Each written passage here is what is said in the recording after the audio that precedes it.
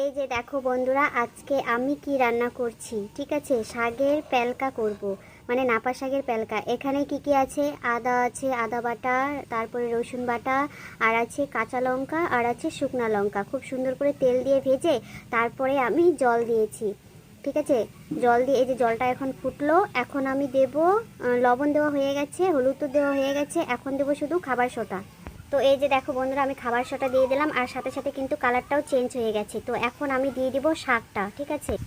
তো এই যে দেখো, এখন দিচ্ছি নাপা শাক।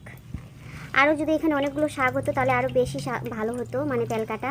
যদি বৌথা শাক হতো, তারপরে অল্প পাট শাক, এগুলো সব কিছু মিক্সড করে রান্না করলে বেশি ভালো হয়। তো আমি শুধু নাপাটাই দিচ্ছি, আর কিছুই নেই।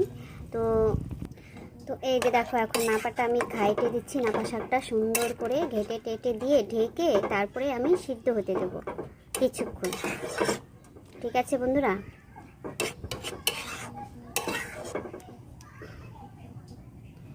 তো চলো, এখন আমি ঢেকে দিচ্ছি, সিদ্ধ হোক তাতে। তো এই যে দেখো, আমি ঢেকে দিয়েছি, এখন সিদ্ধ হবে। তো এই যে দেখো বন্ধুরা, ফাইনালি আমার পেলকা শাক হয়ে গেছে। তো কে কে খেতে ভালোবাসো তো চলে আসো বন্ধুরা, ঠিক আছে। আমার তো খুব খুব ভালো লাগে। তো আমার রান্নার রেডি একদম।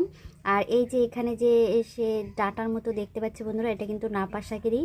তো আমার কিন্তু এসব ডাটাগুলো আবার খেতে খুবই ভালো লাগে, তার জন্য আমি এটাকে, আর বেশি কিন্তু খাবার সোটা দেবে না, ঠিক আছে বন্ধুরা। বেশি খাবার সোটা দিলে কিন্তু আবার খেতেই পারবে না।